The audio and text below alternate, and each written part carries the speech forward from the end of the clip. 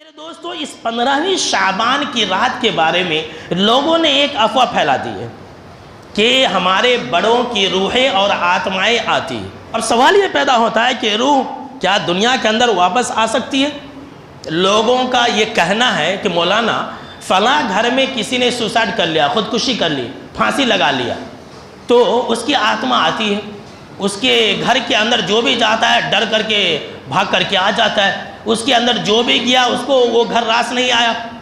تو سن لیجئے میرے دوستو، کسی کی آتما واپس نہیں آ سکتی ہے۔ جو انسان دنیا سے مر گیا اور فرشتے اس کی آتما کو لے کر کے گئے، اس کی آتما دوبارہ نہیں آ سکتی ہے۔ کسی کی آتما نہیں آ سکتی ہے، چاہے وہ نبی کی روح ہو یا پھر ولی کی روح ہو یا پھر شہیدوں کی روح ہو، کسی کی روح یہ دنیا کے اندر واپس نہیں آ سکتی ہے۔ یہاں تک کہ حدیثوں کے اندر ہے کہ جو شہداء ہیں انہوں نے اللہ سے درخواست کیا کہ اے اللہ تو ہماری روح کو ہمارے جسموں میں لوٹا دے اور پھر ہمیں زندہ کر دے، تاکہ دنیا کے اندر پھر ہم جا کر کے لڑیں، جہاد کریں اور پھر شہید ہو جائے۔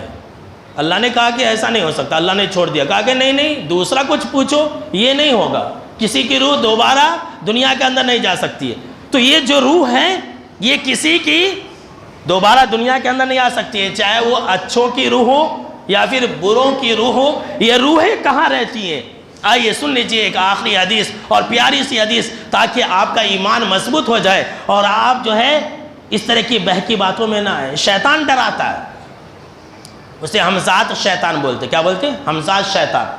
انسانوں کے ساتھ بھی شیطان ہوتا ہے۔ ابھی انسان مر گیا تو اس کا جو شیطان ہوتا ہے وہ گھر میں آ جاتا ہے اور جو ہے کسی کے انگ میں گھس جاتا ہے اور ڈراتا ہے۔ اب دیکھیے شیطان ہے، اس کو معلوم رہتا ہے کہ یہ جو مر گیا ہے وہ کس طرح سے بات کرتا تھا، اس کی عادتیں کیا تھی، اب انہی باتوں کا تذکرہ کرتا۔ تو یہ شیطان کا کام ہی ہے لوگوں کو ڈرانا۔ شیطان کا ٹارگٹ کیا ہے؟ لوگ اس سے ڈرے۔ تو شیطان لوگوں کو ڈرانے کے لیے کیا کرتا ہے؟ کسی کے انگ میں گھس جاتا ہے اور اسی کے جیسے بات کرتا ہے اور پھر جو ہے اسی کی طرح باتیں بولتا ہے، انہی کی عادتوں کو تذکرہ کرتا ہے جو بات کوئی نہیں جانتا ہے۔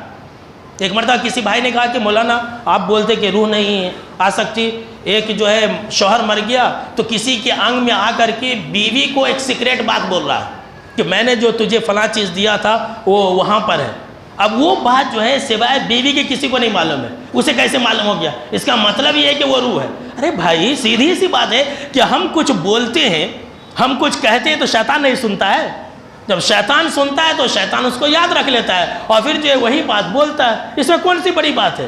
یہ سب شیطان کا کام ہے۔ سن لیجئے، یہ نہیں کہ روحیں آتی ہیں، آتما آتی ہے، یہ تو ہندوؤں کا عقیدہ ہے۔ یعنی کہ ایک انسان کی روحیں جو ہے 7 جگہ بدلتی رہتی ہیں، کبھی سور میں، کبھی کتا میں، کبھی بلی میں، کبھی کوے میں۔ اور دیکھ لیجئے غیروں کے یہاں ایک رسم ہے کہ مرنے کے بعد کچھ کھانے پینے کی چیزیں رکھتے ہیں اور بولتے ہیں کہ اس کی آتما آ کر کے کھائے گی۔